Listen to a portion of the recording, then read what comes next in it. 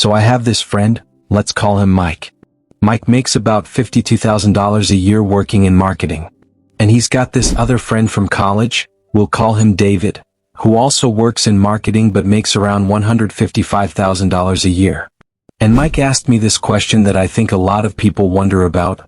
What's David doing that I'm not? Like, we have similar jobs, similar education. How is he making 3 times what I make? And here's what's interesting. When I actually looked into it, it wasn't about David being 3 times smarter, or 3 times harder working, or having some secret skill that Mike doesn't have. It was about 5 very specific money moves that David made over the course of about 7 years that completely changed his earning trajectory. And the frustrating part? Most of these moves Mike could have made too. He just didn't know about them. Nobody ever told him. That's what we're talking about today. Not how to go viral on TikTok or start $1 million business. Though if that's your thing, great. We're talking about the actual, practical, unsexy money moves that separate people earning $50,000 from people earning $150,000 or more. My name is Liam, and I spend way too much time thinking about why some people triple their income in 10 years while others stay stuck at roughly the same salary forever. If you're someone who works hard, does everything you're supposed to do, but still feels like you're not getting ahead financially the way you should be, make sure to hit the subscribe button and give this video a thumbs up if this helps you out. Now, before we dive in, I want to be clear about something. This video isn't about becoming a millionaire overnight. It's not about passive income or crypto or any of that stuff. This is about understanding the specific, repeatable moves that high earners make, moves that are actually accessible to most people, and why they work. Alright, let's start with the most obvious one that somehow almost nobody does. Negotiating their salary. Here's the thing. According to a survey by Fidelity, 85% of workers don't negotiate their salary when they get a job offer. 85%. They just accept whatever number the company throws out. And look, I get it. Negotiating feels awkward. You don't want to seem greedy. You're worried they'll rescind the offer. You're just excited to have a job. But here's what most people don't realize. Not negotiating your starting salary doesn't just cost you a few $1,000s that year. It costs you hundreds of thousands of dollars over your career. Let me show you the math. Let's say you get a job offer for $50,000. You're excited, you accept immediately, done. Now let's say your friend gets the same offer, but she negotiates and gets $55,000. Just a 10% increase. You both get 3% raises every year for the next 30 years. At the end of those 30 years, you know how much more money your friend has earned? Over $120,000. From one conversation. Think about that. One awkward 5-minute conversation is worth 6 figures over your career. But here's where it gets really interesting. The difference between $50,000 earners and $150,000 earners isn't just that they negotiated once. It's that they negotiate every single time. Every new job, every promotion, every title change, they're negotiating. And they're not negotiating 10%. They're often negotiating 15%, 20%, sometimes 30% or more, especially when they're switching companies. There's this concept called salary inertia. Basically, your future salary is almost always based on your current salary. If you start at $45,000 and get 3 to 5% raises, you're going to be stuck in that trajectory for years. But if you start at $60,000 because you negotiated, that 3 to 5% raise is now based on a much higher number. High earners understand this. They understand that negotiating isn't about being greedy, it's about not leaving money on the table that the company was already willing to pay you. Action step. The next time you get a job offer, say this exact sentence: "Thank you so much for the offer. I'm really excited about this opportunity. Is there any flexibility on the salary?" That's it. You're not demanding anything, you're just asking a question. And about 70% of the time, there is flexibility. Now you might be thinking, "But Liam, I've been loyal to my company for 5 years. Doesn't that count for something?" And look, loyalty is great. I'm not saying you should job hop every 6 months. But here's a stat that's going to make you uncomfortable. According to ADP research, employees who stay at the same company for more than 2 years earn approximately 50% less over their lifetime than those who switch jobs regularly. 50%. Here's why. The average raise for staying at your current job is about 3 to 4% per year. But the average raise for switching to a new job is 10 to 20%. Some people see 30 to 40% increases when they switch companies. Let me give you a real example. Let's say you're making $50,000 and you're a great employee. Every year you get a solid 4% raise. After 5 years, you're making about $60,800. Not bad, right? But let's say instead you switch jobs after 2 years and negotiate a 20% increase. Now you're at $60,000. Then you switch again 2 years later for another 15% bump. Now you're at $69,000. One more switch with a 20% increase? You're at $82,800. Same 5-year period. Same skills. But one person is making $60,800, and the other is making $82,800. That's a $22,000 difference per year. That's life-changing money for most people. Now here's the key. High earners don't just switch jobs randomly. They're strategic about it. They're building skills, they're building their network, and they're moving to companies and roles that position them for even bigger moves later. They're also not burning bridges. They're leaving on good terms, giving proper notice, and maintaining relationships. Because here's the thing. Sometimes the best career move is going back to a previous employer at a higher level. I've seen people leave a company making $55,000, work somewhere else for 3 years, then come back to the original company making $95,000. Action step. Every 18 to 24 months, even if you're happy at your current job, do a market check. Apply to a few positions, take some interviews, see what you're worth. You don't have to leave, but you need to know what your market value is. Because if you don't know, you're probably being underpaid. Alright, here's where a lot of people get this wrong. They think investing in yourself means getting another degree or taking random courses on whatever sounds interesting. But high earners are incredibly strategic about which skills they develop. They're not learning for the sake of learning, they're learning skills that directly translate to more money. There's this concept in economics called signaling versus human capital. A lot of education is signaling. It shows employers you can complete something, but it doesn't necessarily make you more productive. Human capital, on the other hand, actually makes you more valuable. High earners focus ruthlessly on human capital. Let me give you an example. Let's say you work in marketing and you're trying to increase your income. You could go get an MBA which costs $50,000 to $150,000 and takes 2 years. Or you could spend $2,000 learning Google Ads, Facebook ads, and conversion rate optimization, and within 6 months be running campaigns that generate measurable revenue. Which one do you think makes you more money faster? Now, I'm not saying MBAs are worthless. They're definitely valuable in certain fields and for certain goals. But here's what most people don't realize. The skills that pay the most are usually the skills that directly generate revenue or save costs for a company. If you're in tech, learning to code is valuable, but learning the right programming language for high-paying jobs is more valuable. If you're in business, learning Excel is good, but learning SQL and basic data analysis can double your salary. According to research from Burning Glass Technologies, adding digital skills to your resume increases earning potential by an average of 28%. Not a degree, just skills. Here's what high earners do. They look at job postings for positions that pay what they want to earn. Then they make a list of every skill those jobs require. Then they systematically learn those skills through online courses, certifications, side projects, whatever it takes. They're also really good at proving they have these skills. They're building portfolios, getting certifications, doing freelance work on the side. When they go into a salary negotiation, they're not saying, "I'd like to learn how to do X." They're saying, "I already do X and here's proof." Action step. Find 5 job postings for roles that pay 50% more than you currently make. Write down every skill they mention. Pick the top 3 skills that keep showing up, and commit to learning one of them in the next 90 days. Not casually, commit to it. Okay, this one is subtle, but it's huge. There's a difference between being good at your job and being irreplaceable at your job. High earners understand this difference and they actively build leverage.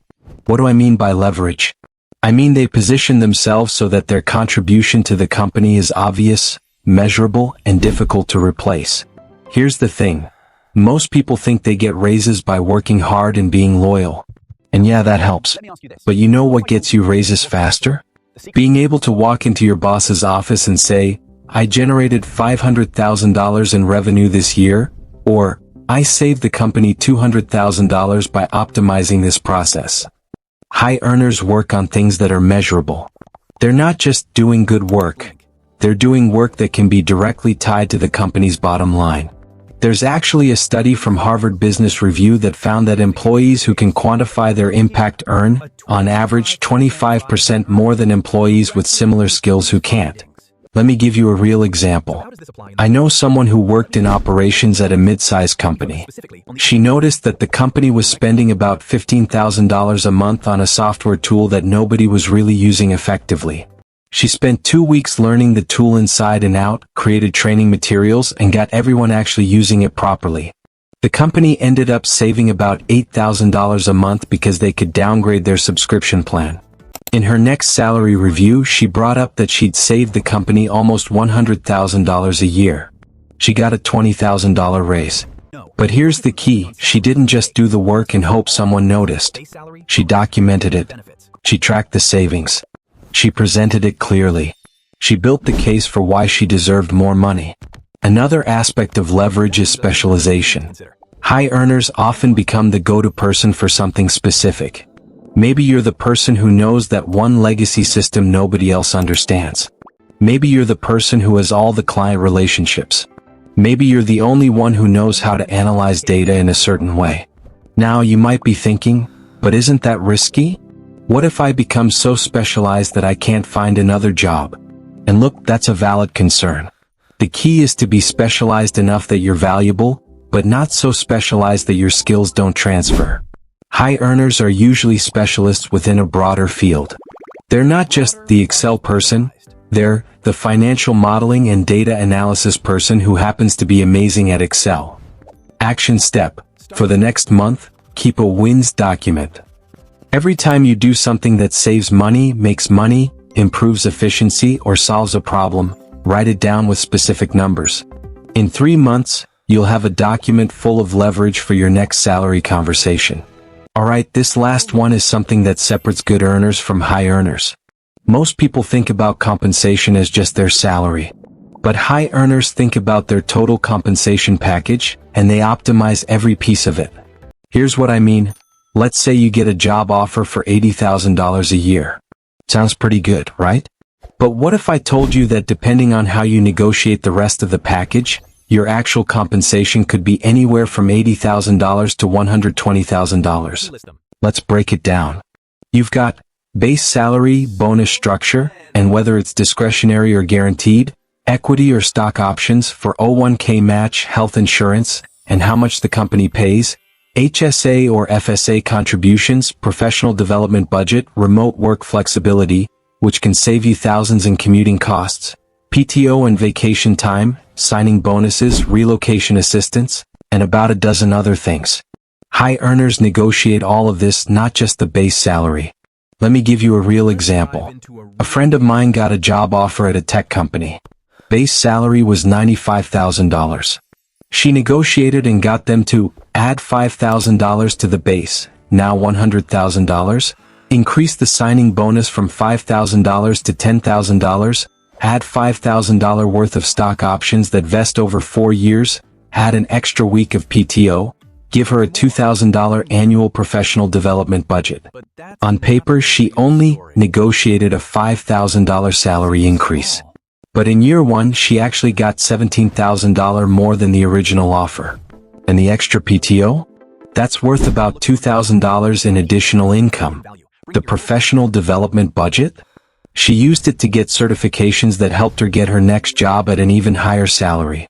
Total additional compensation, nearly $20,000 in the first year alone. Here's what most people don't realize. Companies often have more flexibility on these other items than they do on base salary. They might have a strict salary band, but they can be creative with bonuses, stock, or benefits. And here's another thing high earners understand. They think about the trajectory of their compensation, not just the starting point. They'd rather take a job at $90,000 with a clear path to $130,000 in 3 years than a job at $100,000 with no growth potential. They're asking questions like, what does the typical promotion timeline look like? How are bonuses calculated? What do top performers earn after 3 years? They're also really savvy about equity. If you work at a startup and they offer you stock options, do you know how to evaluate what those are actually worth? Most people don't. High earners do. They ask about the valuation, the number of outstanding shares, the vesting schedule, the strike price. All of it. Action step. Next time you're negotiating a job offer, make a list of every single component of the compensation package. Research the market rate for each component. Then negotiate them one by one. Even if you can't move the salary, you can often get wins on the other items. Now here's where this gets really interesting, and this is the part that I think is most important to understand. These 5 moves don't work in isolation. They compound on each other. You negotiate your first job and start at $55,000 instead of $50,000. That's move number 1. Then you invest in high-value skills and become more valuable, which sets you up for move number 3. Then you switch jobs strategically for a 25% raise, which is move number 2. Now you're at $68,750. You build leverage at your new company by generating measurable results, which is move number 4. That sets you up to negotiate your total compensation package at your next job, which is move number 5. Now you're making $95,000 in base salary plus another $15,000 in other compensation. You do this cycle 2 more times over 7 years, and suddenly you're making $150,000 or more. It's not magic. It's not luck. It's a systematic approach to career growth that high earners understand and low earners usually don't. And here's the frustrating part. Most of this stuff isn't taught in school. Nobody sits you down and explains how salary negotiations work or why switching jobs strategically matters or how to build leverage. You're just supposed to figure it out on your own. Well, now you know. But beyond the tactical stuff, there's a mindset shift that happens between $50,000 earners and $150,000 earners. $50,000 earners tend to think of themselves as employees who are grateful to have a job. $150,000 earners think of themselves as professionals selling a valuable service. It's a subtle difference, but it changes everything. When you think of yourself as an employee, you accept what you're given. When you think of yourself as a professional, you negotiate what you're worth. $50,000 earners ask, how can I keep my job? $150,000 earners ask, how can I become more valuable? $50,000 earners think their salary is determined by their boss. $150,000 earners know their salary is determined by the market and their ability to demonstrate value. Look, I'm not saying this to make anyone feel bad. I spent years as a $50,000 earner before I figured this stuff out. But once I shifted my mindset and started implementing these moves, everything changed. Now, I know what some of you are thinking. Liam, this all sounds great, but I'm not in tech. I'm not in finance. I'm a teacher/social worker/nonprofit employee. This doesn't apply to me. And look, I hear you. Some fields genuinely have lower salary ceilings. But even in those fields, these principles still apply, just at different scales. You can still negotiate your starting salary. You can still switch jobs strategically. You can still build high-value skills. You can still create leverage. You can still optimize your total compensation. Maybe instead of going from $50,000 to $150,000, you go from $42,000 to $68,000. That's still a 62% increase. That's still life-changing money. And for some people, these moves might lead them to realize they need to switch fields entirely. And that's okay too. There's no shame in recognizing that if money is important to you, you might need to be in a field where these moves can actually get you to your income goals. Here's what I want you to take away from this. Your income isn't fixed. It's not determined by fate or luck or who your parents were. For most people, it's determined by the strategic decisions you make about your career. The difference between earning $50,000 and earning $150,000 isn't that one person is 3 times smarter or works 3 times harder. It's that they made 5 key moves that the other person didn't make. And the best part? These moves are learnable. You can start implementing them today. So here's my challenge to you. Pick one of these 5 moves and commit to implementing it in the next 30 days. Maybe that means researching your market value and asking for a raise. Maybe it means starting to apply to new jobs just to see what's out there. Maybe it means investing in learning a high-value skill. Just pick one and start. Because here's the thing. A year from now, you're going to wish you started today. If this video helped you out, make sure you smash that subscribe button and hit the notification bell so you don't miss future videos. I put out content every week on personal finance, career growth, and building wealth without making yourself miserable. Drop a comment below and let me know. Which of these 5 moves are you going to implement first? And if you're already a high earner, what would you add to this list? Thanks for watching, and I'll see you in the next one.